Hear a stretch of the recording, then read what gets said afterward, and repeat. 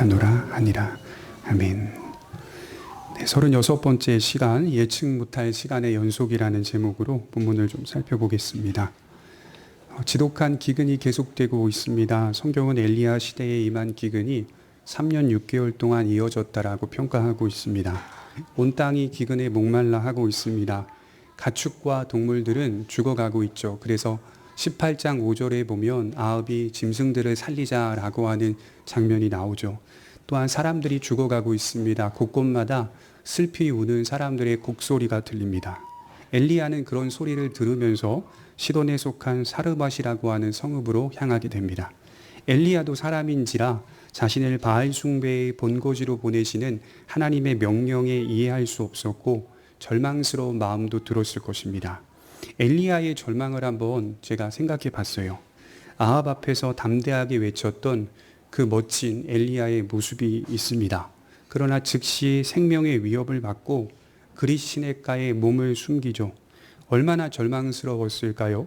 까마귀를 통해 아침과 저녁을 먹이시는 하나님의 초월을 경험하였습니다. 그런데 이내 그릿 시냇가의 물도 기근 때문에 마르게 되었죠. 두 번째 절망이 찾아온 것입니다. 그리고 세 번째 절망의 장면이 자신을 바알의 본거지로 보내시는 사르밧 땅으로 보내시는 하나님의 명령이 아니었을까라는 생각을 해보게 됩니다. 하나님은 정말 이스라엘을 버리신 걸까? 여러 생각이 들었을 것입니다. 이스라엘을 위해 사역을 감당하도록 나를 부르셨는데 하나님은 왜 갑자기 시돈에 속한 사르밧으로 나를 보내시고 있는지 엘리야는 이해할 수 없었습니다. 그러나 하나님의 말씀대로 움직이고 있죠.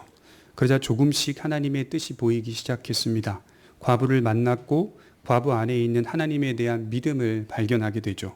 하나님께서 이 악한 시돈 땅에서도 역시 하나님의 백성들을 세우시고 일으키시는구나 라는 것을 깨닫게 되는 것이죠.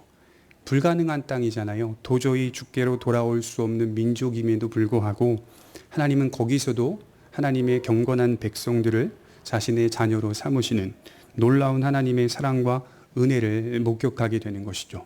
그래서 엘리야도 이야기를 보면서 훈련돼 가고 있구나라고 하는 사실을 놓치지 말아야 합니다. 그래서 이 두 모습을 기억해야 되는데요. 하나는 엘리야를 훈련하시는 하나님의 인도가 보여야 합니다. 그리고 또 하나는 과부의 믿음입니다. 서로의 입장이 다르지만 하나님은 몇 분이십니까? 한 분이시기 때문에 그의 영혼들을 각각 인도하고 계신 것이죠. 그래서 우리가 하나님의 일을 생각할 때 하나님이 지금 누군가에게 집중적으로 역사하고 있다 하더라도 하나님의 존재하심과 일하심은 그 사람에게만 머물러 있는 것은 아니다라고 하는 사실을 기억해 볼 필요가 있습니다. 하나님은 여기에도 계시고 하나님은 저기에도 계시는 분입니다. 예수님께서 부활하시어 제자들이 머물고 있는 방의 벽을 통과하여 나타나실 때입니다. 예수님의 부활의 몸은 제자들의 방에 국한되어 있는 것 같아요. 그러나 예수님은 여전히 우주 만물 모든 곳에 존재하고 계셨습니다. 쉐퍼라고 하는 신학자는 이렇게 말했어요. 거기 계시며 말씀하시는 하나님. 그래서 우리가 어디 있든 무엇을 하든 거기 계시며 말씀하시는 하나님을 만나게 된다. 이 복음서를 읽어보면 자주 나오는 말씀이 있는데 그들이 속으로 이렇게 생각하는 줄을 예수께서 곧 중심에 아시고 이르시되, 마가복음 2장 8절의 말씀인데요. 이런 하나님께서, 예수님께서 누군가가 어떤 생각을 하고 있고 심중에 어떤 마음을 갖고 있는지를 보고 계신다. 예수님은 지금 일하고 계시고 역사하고 계심에도 불구하고 사람들이 동시간에 어떤 생각을 하고 있는지를 보고 계셨다는 거예요. 우리 주님은 각 사람들의 생각과 중심을 알고 계셨습니다. 속으로 무슨 생각을 하고 계시는지 사역을 하면서도 놓치지 않으셨습니다. 그것이 바로 신학적으로 이것을 하나님의 편재성이라고 표현을 하는 것이죠. 그 어떤 공간과 제한도 하나님에게는 적용할 수 없는 그 모든 것을 초월하여 존재하시는 분이 하나님이시다. 바알이 아니라 하나님이시다라고 하는 것이죠. 엘리야를 지키시고 보호하시며 훈련하시면서 동시에 사르밧 과부의 믿음을 일으켜 주십니다. 우리는 지금 이 일의 역사를 보고 있는 것이죠. 죽음의 그림자가 엘리야를 넘어가고 있고 죽음의 그림자가 사르밧 과부의 집을 넘어가고 있는 장면입니다. 사막의 오아시스를 만난 것처럼 사르밧 과부는 순종을 통하여 풍성한 하나님의 은혜를 경험하였던 것이죠. 이것은 분명히 기적이었고 성경은 이것을 하나님의 능력이었다라고 표현하죠. 그런데 여러분, 오늘 본문을 자세히 보시면 아시겠지만 이런 은혜스러운 일이 일어난 직후에 엄청난 절망을 경험하게 됩니다. 많은 사람들이 인생에 대해 말하기를 예측 못할 시간의 연속이다라고 했습니다. 인생의 행복도 불행도 사실은 예측하기가 어렵다라고 하는 것을 보았습니다. 그런 시간을 우리는 연속적으로 살아가고 있습니다. 행복의 시간을 보장받기 위해서 사람들은 이런 것 저런 것을 의지하고 살아가죠. 무당을 찾아가서 그래도 말이라도 행복한 인생의 대답을 듣기를 원합니다. 하지만 이내 고치지 못할 병에 걸려서 죽음을 맞이하게 되는 사람을 보았습니다. 물질에 매몰돼서 그것을 쫓고 붙잡으며 살다가 모든 것을 잃어버리는 사람들도 보았습니다. 명예에 매달려 살다가 배신당해 모든 사람들에게 단절된 채 살아가는 사람도 보았습니다. 이처럼 인생이란 예측 못할 시간의 연속이라는 것이죠. 우리가 오늘 이 사건을 접하면서 당황스러운 건 뭘까요? 제가 말씀을 준비하며 조금은 당황스러운 건 17절 첫 말씀입니다. 이 일 후에. 여기서 말하는 이 일 후에라는 말은 기근 속에, 그 지독한 기근 속에 통의 가루가 없어지지 않았고 병의 기름이 사라지지 아니한 축복을 받은 후에라는 뜻입니다. 하나님의 역사로 말미암아 그런 은혜를 경험한 후에 작은 절망이 아니라 어떻게 보면 지금 방금 받은 축복보다 더 엄청난 절망을 경험하고 있는 것이죠. 그것이 얼마나 컸던지 이 사역을 감당하고 있는 엘리야 선지자도 당황스러워하는 모습이 보입니다. 하나님의 복을 받은 자에게 임한 절망이 있고 그것도 복을 받고 난 이후에 경험되는 절망이 보입니다. 분명 사르밧 가부는 어마어마한 축복을 받았습니다. 그런데 오늘 보시면 어마어마한 절망을 경험하는 것이죠. 갑자기 소망 가운데 있다가 갑자기 나락으로 떨어져 가는 것입니다. 우선 우리가 바르게 좀 생각해 봅시다. 믿음이 좋은 사람들에게는 불행이 면제되는가? 이런 질문을 던져볼 필요가 있습니다. 믿음이 좋은 성도에게 불행이라는 것이 피해갈 수 있는 것인가? 우리 인생은 그렇지 않다라고 말하는 것이죠. 때로는 믿음이 좋은 사람에게도 그런 하나님의 축복을 받으며 사는 자에게도 불행이 찾아올 수 있다는 점을 기록하고 있습니다. 때로는 믿음이 좋은 사람에게 이런 불행이 찾아올 때 엄청난 절망을 경험하며 당황스러워하는 모습들을 보게 되는 것이죠. 어떻게 하면 불행이 면제될까를 찾아보는 게 아니라 어떻게 하면 이런 예측 못할 인생이라는 시간 속에서 믿음으로 설 수 있을까? 우리는 그 사실을 성경에서 찾아가는 거예요. 그러니까 어떤 것을 순종함을 통해서 불행이 떠나가고 축복이 내게 임하는지 그거를 찾아보려고 성경을 믿는 게 아니라 이렇게 예측 못할 인생 속에서 우리는 과연 어떻게 하면 하나님을 바르게 믿고 믿음 안에 설 수 있을까? 그것을 찾아보는 것이 믿음이고 성경의 방향이며 성경의 목적이라고 말씀을 하는 겁니다. 왜냐하면 믿음이 신실한 사람에게도 불행은 피해가지 못하기 때문인 것이죠. 우리의 해답은 믿음입니다. 이런 문제 앞에서도 우리가 찾는 해답은 믿음입니다. 하나님의 선하신 뜻을 믿으며 그 자리에서 떠나지 않는 것이죠. 자, 우리가 믿음의 자리에서 떠나지 않는다. 이렇게 제가 말로 표현할 때에는 우리의 의지나 우리의 반응이 담겨 있는 의미로 들을 수 있겠지만 사실 저는 우리가 그 자리에서 떠나지 않는다라고 말하는 그 의미의 중심 속에는 하나님의 붙잡으심이 있다라고 믿고 사는 사람이에요. 믿음으로 반응하고 하나님을 의지해야 하는 것도 정말 너무나 중요한 것이고 분명한 것이긴 한데 그거보다 더 나아가서 하나님이 그 자리에서 우리를 떠나게 하지 않으시는 하나님의 놀라운 붙잡으심, 어떻게 보면 지독한 사랑이라고 표현할 수도 있겠죠. 하나님의 끈질긴 사랑, 포기하지 않는 하나님의 인도, 이런 것들이 포함되어서 우리가 그 자리를 떠나지 않는 것이라고 말할 수 있겠죠. 간단히 표현하면 하나님의 사랑이 내포되어 있습니다. 믿음의 자리에서 떠나지 않도록 붙드시는 하나님의 능력과 사랑, 그것이 그 어떤 기적보다도 크다는 것을 경험하게 되는 것이죠. 그러니까 살면서 하나님은 저에게 집도 주셨고 하나님은 저에게 차도 주셨고 하나님은 저에게 건강을 주셨고 저에게 여러 가지의 축복을 주셨습니다. 그걸 사람들에게 만나서 믿음의 간증을 하죠. 틀리지 않아요. 하나님이 주신 것들을 찬송하고 감사하는 것 틀리지 않아요. 근데 본질적으로 들어가 보면 우리의 감사의 근거와 토대에는 하나님이 우리를 인도하신다는 것이죠. 하나님이 우리를 붙잡으신다는 것, 그것을 우리가 말할 수 있는 자가 된다면 그 사람이 바로 거듭난 신자다. 이렇게 성경은 표현하는 것이죠. 여러분, 사르밧 과부의 마음을 들여다봐야 합니다. 그녀가 아무리 기근 속에 먹을 양식을 풍성히 얻었다 하더라도 그 양식보다 더 큰 것이 있는데 그것은 지금 그녀 옆에 있는 하나뿐인 아들입니다. 내 아들이죠. 내 마음에 안타까움을 주는 구절은 17절에 보면 숨이 끊어진지라 라는 말씀 같아요. 하나밖에 없는 소중한 아들이 죽었습니다. 얼마나 낙심이 되고 힘들었을까요? 인간적인 절망이 밀려왔습니다. 그런데 인간적인 절망에 이어서 더 큰 절망이 몰려왔는데 그것은 영적인 절망이었습니다. 18절에 여인이 엘리야에게 이르되 하나님의 사람이여 당신이 나와 더불어 무슨 상관이 있기로 내 죄를 생각나게 하고 또 내 아들을 죽게 하려고 내게 오셨나이까. 자세히 들여다보면 제가 이제 풀어보니까 그런 말 같아요. 아니, 하나님께서 나를 사랑하신 게 아닙니까? 하나님이 나를 부르신 것이 아닙니까? 하나님이 나를 용서하신 것이 아닙니까? 그래서 기근 중에 사라지지 않는 양식을 베풀어 주신 것이 아닙니까? 심판 가운데 나와 우리의 가정을 살려주신 것 아닙니까? 그런데 알고 보니까 하나님은 심판하시기 위해 우리의 가정에 찾아오셨군요. 나의 죄를 심판하셨군요. 우리의 가정도 죄로 말미암아 이렇게 심판을 받았군요 라는 뜻 같습니다. 이렇게 과부는 자신의 죄를 인식하고 있어요. 다른 사람들을 기근으로 심판하신 것처럼 나도 역시 심판하신다고 생각하고 있는 겁니다. 잠깐 축복을 경험하였지만 사실은 그것은 착각이었다라고 말하는 거죠. 물론 여러분, 여기서 주의해서 보셔야 할 것은 지금 사르밧 과부가 경험하고 있는 영적인 절망은 하나님을 온전히 아주 떠나는, 아주 등지는 절망은 아닙니다. 여전히 사르밧 과부는 하나님의 백성이었습니다. 그러나 이러한 영적 절망을 하나님의 백성도 경험하고 있다는 것이죠.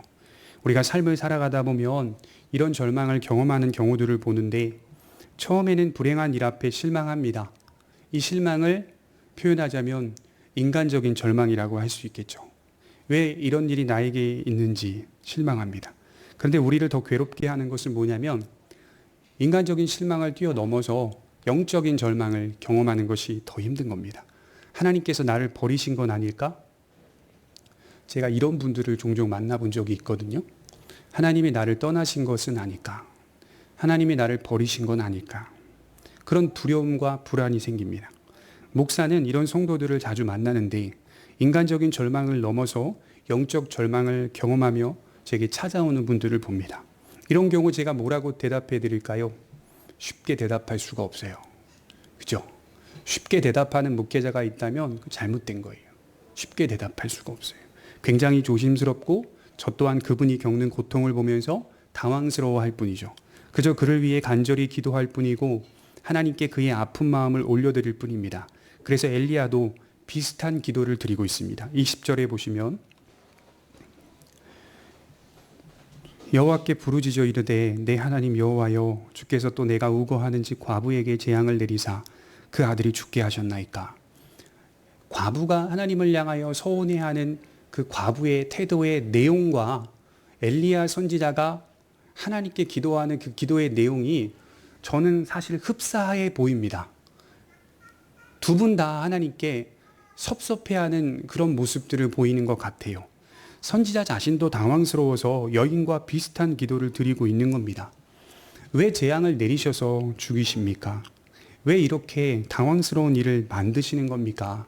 방금까지 떡을 주지 않으셨습니까? 기근 중에 기름이 사라지지 않게 하시지 않으셨습니까? 여인의 아픔을 진심으로 공감하고 있는 엘리야를 보게 되죠. 이 기도의 내용이 옳으냐 그르냐를 떠나서 엘리야는 지금 이 여인의 아픔을 진심으로 공감하고 있습니다. 우선 먼저 그녀가 갖고 있는 죄에 대한 인식을 좀 들여다볼 필요가 있겠죠. 그녀는 자신의 자식의 죽음 앞에서 죄를 인식하고 있어요. 여인은 어떤 사람이었습니까? 우상 숭배의 도시에서 죄를 먹고 마시며 사는 사람, 부인할 수 없는 사람입니다. 나아가 인간은 본래 죄인입니다. 죄인이라 함은 죄의 삭슬 받아야 할 사람이라는 뜻입니다. 지금 그녀는 자신의 가정에 임한 이 불행한 일들 앞에 이것이 죄에 대한 삭시 임했다라고 생각하고 있어요. 제가 어떤 주석에 보니까 이런 인식은 당시 바알을 숭배했던 이교도들의 미신적인 통념이었다라고 말하는 주석을 보았어요. 근데 저는 이것을 합당하지 않다라고 봐요. 이 해석은 올바른 해석이 아니다. 저는 이렇게 보는 편이에요. 왜냐하면 이 여인이 갖고 있는 죄에 대한 인식은 바알을 숭배했던 이교도들의 미신적인 통념이 아니라 죄인된 인간이 가진 일반적인 통념이기 때문입니다. 모든 인간이 죄인이기 때문에 죄에 대한 인식을 할 수밖에 없다라고 하는 사실을 여러 신학자들이 놓치고 있는 것이죠. 갑작스러운 재난을 만날 때, 엄청난 질병이 걸렸을 때, 그리고 우리가 불행을 만날 때 인간은 죄를 인식하게 됩니다. 죄를 인식해요. 인간 본성 안에 있는 통념입니다. 물론 여러분 성경을 보시면 성경에서 나타내는 방식이 있습니다. 갑작스러운 재난이 죄로 하여금 오는 경우도 있고요. 질병도 죄로 인하여 오는 경우가 있습니다. 그러나 반대로 성경은 재난과 질병이, 불행이 꼭 죄 때문에 오는 것은 아니라고도 말씀을 합니다. 하나님의 뜻을 이루어가는데, 하나님의 영광을 나타내는데 다 이해할 수 없는 하나님의 섭리라고도 표현하기도 합니다. 그러나 이 사실을 좀 기억하셨으면 좋겠어요. 그러나 본질적으로 들어가 보면 불행이나 고통의 문제는 인간이 죄를 짓고 난 이후에 들어온 것이기 때문에 죄 때문은 맞습니다. 하나님은 그렇게 창조하신 적이 없어요. 불행이나 고통과 사망을 주려고 인간을 본래부터 창조하실 의도가 없었어요. 사망이란 본래 하나님께서 계획하신 의도와 목적이 아니었기 때문에 사망이 죄 때문인 것은 맞습니다. 그래서 사람들은 본성상 먼저 죄를 인식하게 됩니다. 그것은 죄에 대한 무엇이 있기 때문일까요? 양심이 있기 때문이에요. 죄에 대한 양심이 있기 때문이에요. 그래서 우리는 이런 인식 속에서 인간을 지배하는 건 본질적으로 무엇이냐라고 묻는다면 죄입니다. 죄. 인간을 지배하는 건 본질적으로 죄라는 거예요. 인간은 항상 죄로 인하여 불안과 두려움에 휩싸여 있습니다. 이 문제가 해결되지 않으면 인간은 항상 죄로 묶여 있다는 사실을 우리가 보게 되는 것이죠. 그래서 성경에서 가장 중요하게 보는 주제가 무엇입니까? 죄입니다. 죄. 성경 전체는 가장 중요한 주제가 죄라고 말하고 있어요. 인간을 지배하는 죄, 풀어낼 수 없는 숙제가 있는데 그것이 바로 죄예요. 죄책감과 죄의 정죄를 늘 달고 사는 인간의 모습을 그려내고 있어요. 이 일을 해결하는 것은 오직 유일한 길인 복음밖에 없다라고 말합니다. 그리고 이 복음은 오직 믿음을 통하여서만 역사할 수 있다라고 말씀하고 있죠. 지금 사르밧 과부는 절망의 끄트머리에 서 있다, 이런 생각을 해봐요. 절망과 소망이 갈라지는 기로에 서 있다라고 생각할 수 있습니다. 여러분 먼저 히브리서 11장 35절을 한번 살펴보겠습니다. 히브리서 11장 35절입니다.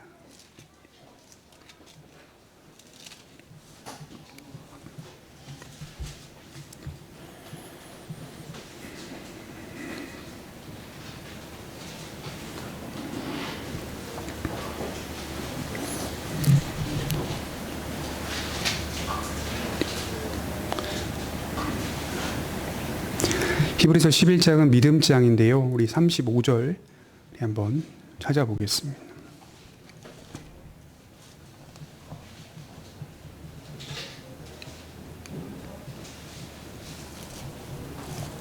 같이 읽겠습니다. 시작.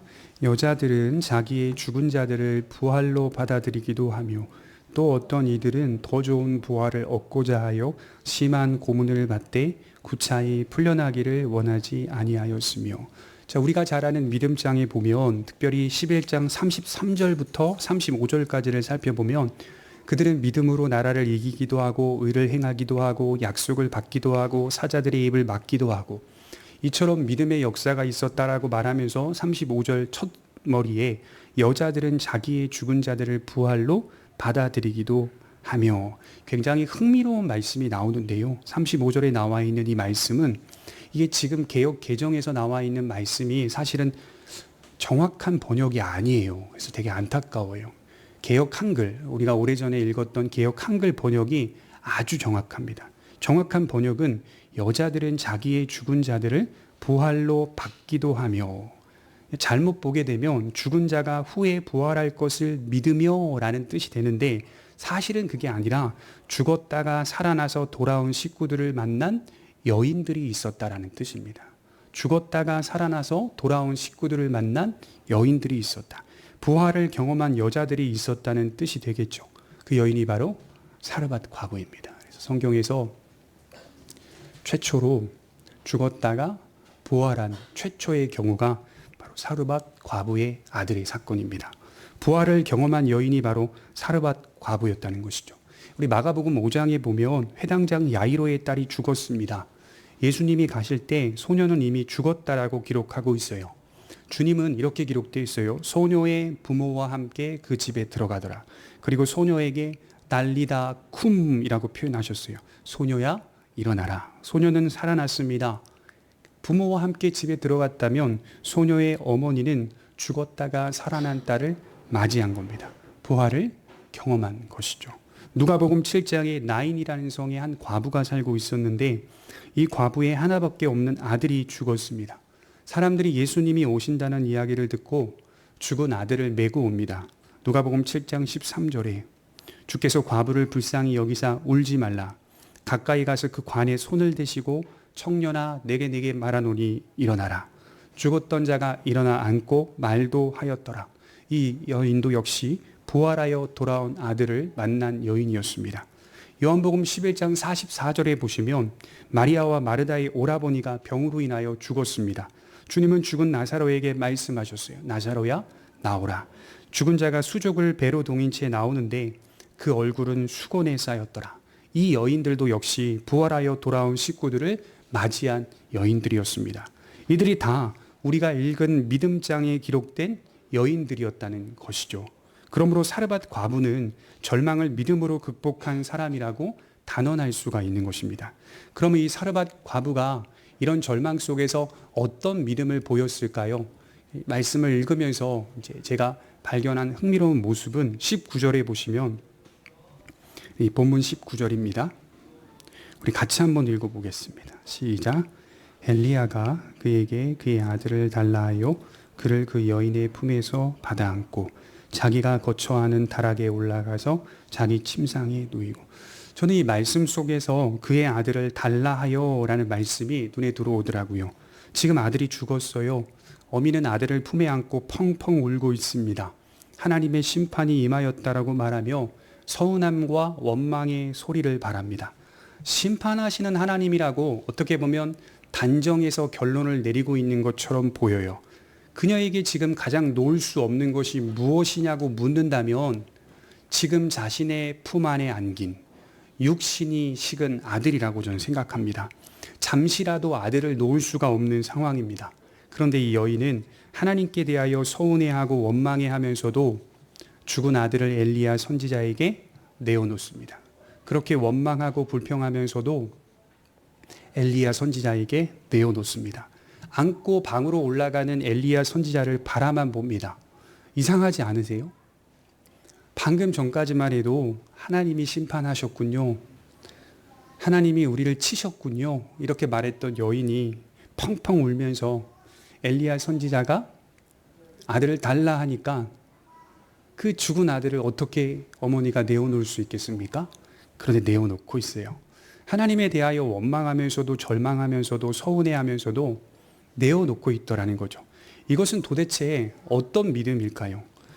여러분 그거 아셔야 됩니다. 믿음이라는 것은요 공식이 없습니다. 들여다보면 굉장히 신비합니다. 지금 내가 하나님께 원망하고 서운해하면서도 그 원망과 서운의 감정이 내 안에서 북받쳐 올라오는 과정 속에서도 내 안에 나도 모르는 사이에 피어나는 꽃이 하나 있는데 그게 믿음의 꽃입니다. 지금 원망하고 서러워하고 서운해하는 사르밧 과부의 심정 속에 도대체 무엇 때문에 엘리야 선지자에게 자신의 아들을 내어놓을 수 있냐 이 말이에요. 정말로 특이한 상황이죠. 그래서 저는 적용해 봅니다. 그녀는 지금 자신이 내린 결론을 잠시 내려놓고 있습니다. 자신이 스스로 최종적인 결론을 내리지 않는 것이 바로 믿음이라는 것이죠. 하나님께서 살려주실지 안 살려주실지 그건 모르는 거예요. 여인도 모르는 거예요. 아직은 전혀 모릅니다. 그런데 스스로 단정해서 최종적인 결론을 내리지 않는 것, 그것이 믿음입니다. 나이가 많이 든 아브라함에게 사라에게 아들을 주시겠다고 말씀하셨던 하나님, 처음 아브라함과 사라가 이 소식을 들었을 때 하나님의 말씀을 듣고 비웃습니다. 비웃죠. 스스로 단정해서 생각합니다. 어떻게 아이를 가질 수 있냐는 겁니다. 창세기 18장에 보시면 약속을 주시는 장면에서 사라가 숨어 있고 또 숨어 있는 가운데서 사라는 하나님의 말씀을 엿듣고 웃고 있습니다. 하나님 말씀하시죠. 사라에게 내가 어찌하여 웃었느냐? 그러자 사라가 웃지 아니하였나이다. 그러자 하나님이 또 말씀하십니다. 내가 웃었느니라. 그러자 사라가 웃지 아니하였습니다. 두 번이나 말씀하셨죠. 웃었지? 아니요. 웃었잖아? 아닙니다. 하나님 결론을 내리시죠. 너는 웃었느니라. 아브라함도 사라도 잠시 연약한 모습을 보이기는 했지만 우린 다 그런 모습들이 다 있는 거거든요. 결론적으로는 아브라함과 사라와 믿음의 사람들은 모두 최종적인 결론은 내리지 않았어요. 이런 거죠. 하나님께 속았다 이렇게 말하지 않았어요. 믿음의 사람들은 하나님께 속았다라고 표현한 적이 없어요. 여러분 욥을 보십시오. 엄청난 고통을 겪고 불행을 만났습니다. 이게 어떻게 죄 때문입니까? 그런데 신기하게도 욥은 42장 내내 스스로 결론을 내리지 않습니다. 오히려 그의 친구들이 욥 곁에 와서 결론을 내려줍니다. 너의 죄 때문이야. 너 무슨 죄를 지었니? 욥 곁에 와서 대신하여 결론을 내려줍니다. 나중에 욥의 친구들은 하나님께 야단을 맞아요. 하나님은 욥의 편을 드시면서 너희들이 틀렸다라고 말씀하시고 욥에게 저들을 위하여 대신 제사를 드리고 저들을 위하여 대신하여 기도하라. 그러면 저들을 용서하겠다. 욥기 42편 7절에 보면 여호와께서 욥에게 이 말씀을 하신 후에 여호와께서 대반 사람 엘리바스에게 이르시되 내가 너와 내 두 친구에게 노하나니 이는 너희가 나를 가리켜 말한 것이 내 종 욥의 말같이 옳지 못함이니라. 욥은 친구들을 위해서 기도해 줍니다. 그제서야 하나님은 그 친구들을 용서하세요. 스스로 결론을 내리지 않는 욥을 봅니다. 여러분 우리 모두가 이성이 있고요. 우리 모두가 감정이 있습니다. 우리 모두는 다 판단할 수 있는 아주 중요한 존재입니다. 그러나 우리가 하지 말아야 할 것이 하나 있는데 우리 인생에 대해서 마지막 결론을 내릴 수 없다는 것이죠. 결코 하지 말아야 할 것, 내 인생에 대해서 마지막 결론을 내릴 수는 없습니다. 우리 모두가 주님으로부터 왔다면 우리 인생의 결론은 우리가 내리는 게 아니라 하나님이 내리시는 것이겠죠. 비록 절망의 끄트머리에 서 있다 하더라도 우리 모두는 창조주의 권한을 침해할 수는 없습니다. 지독한 교만이 무엇일까요?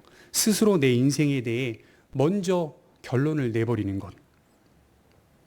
사람이 왜 지옥 갑니까? 교만해서입니다. 스스로 결론을 내려서 그럽니다. 결론은 나에게 있지 않고 하나님께 있습니다. 다락방으로 데리고 올라간 엘리야는 아주 이상한 제스처를 취하고 있어요. 21절에 보시면 그 아이 위에 몸을 3번 펴서 엎드리고, 사실 이 말씀이 저에게는 좀 어색하더라고요. 몸과 몸을 맞추었다라는 뜻이거든요.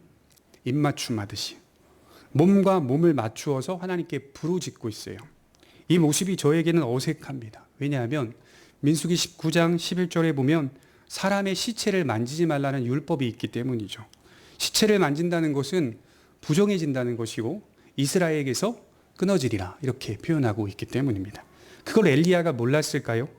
정확하게 알았을 것입니다. 그러나 그는 아랑곳하지 않고 시체 위에 올라가 몸을 맞추고 있더라는 것이죠. 우리가 이걸 어떻게 해석해야 할까요? 제가 타이폴로지라 그랬죠. 예표와 모형론. 엘리야는 지금 누구를 예표하고 있죠? 예수 그리스도를 예표하고 있어요. 예표와 모형으로 이해할 수 있는 것이죠. 이 장면은요, 이렇게 표현할 수 있어요. 구약에서 율법을 뛰어넘는 장면이다. 율법이 넘어가는 순간이다. 이렇게 표현할 수가 있어요. 율법의 시대에 감히 어떻게 율법을 넘겨? 그렇지 않아요. 율법의 시대에 율법을 넘어가는 장면. 율법이 넘어가는 순간을 그리고 있습니다. 엘리야는 지금 시체와 자신을 연합시키고 있는 제스처를 취하고 있어요. 아들의 죽음과 연합하여 함께 죽고 함께 살겠다는 의지가 아니겠습니까? 이 모습은 장차 일어날 예수 그리스도의 대속을 예고하는 모습인 것이죠. 여러분, 하나님께서 엘리야를 부정하다고 말씀하셨습니까? 그렇지 않으셨어요. 엘리야를 쫓아내셨습니까? 그렇지 않으셨어요. 엘리야를 죽이셨습니까? 그렇지 않았습니다. 여러분, 예수님께서 하신 일이 무엇입니까? 죄인된 우리와 하나 되는 것입니다. 우리를 대신하여 십자가에 달리셨다는 사실은 우리와 몸을 맞추셨다는 뜻입니다.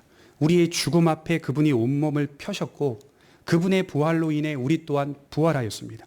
그것은 그분과 함께 우리가 하나 되었기 때문입니다. 바울은 이 사실을 아주 직접적으로 묘사하고 있는데 갈라디아서 2장 20절에 보면 내가 그리스도와 함께 십자가에 못 박혔나니 어떻게 박혔습니까? 예수님만 박혔는데 우리가 언제 박혔습니까? 바울은 무엇을 보고 있냐면 예수님과 우리가 하나 되어 못 박혀 있는 것을 보고 있는 거예요. 내가 그리스도와 함께 십자가에 못 박혔다. 엘리야의 모습은 십자가의 축소판이었어요. 장차 이루어질 십자가 사건의 예표요 모형이었습니다. 이런 은혜를 경험한 자들이 가져야 할 믿음의 자세는 주님과 우리가 항상 연합된 자들임을 기억하고 이 연합에서 누구도 끊을 수 없다는 사실을 신뢰하며 스스로 결론을 내리지 않고 예수님께 무한히 우리의 삶을 의탁하며 믿음으로 살아가는 성도들이 되어야 할 것입니다. 사르밧 과부는 마지막에 말하죠. 24절에 내가 이제야 당신의 입에 있는 여호와의 말씀이 진실한 줄 아노라. 하나님께서 한 과부의 믿음을 자라게 하시는데 하나님의 말씀이 진실하다는 것을 확인하게 하시면서 자라게 하십니다. 여러분, 우리도 이와 같이 인도하실 것입니다. 우리의 믿음을 자라게 하시는데 우리의 상황과 또 우리가 만나는 관계 또 여러 사람들을 통해서 그것을 경험함을 통하여서 우리의 믿음이 자라게 하시기도 하지만 사실 이런 것들은 부차적인 것이고요. 우리의 믿음을 정말로 진실하게 자라게 하시는 건 우리의 삶 속에 여호와의 말씀이 진실한 줄을 보게 하심으로 자라게 하십니다. 아, 하나님의 말씀이 살아보니까 맞구나. 내가 예전에는 부인하며 살았는데 또 긴가민가하며 살았는데 점차 세월을 살아가면 갈수록 여호와의 말씀이 진실하다는 사실을 내가 경험하고 있구나.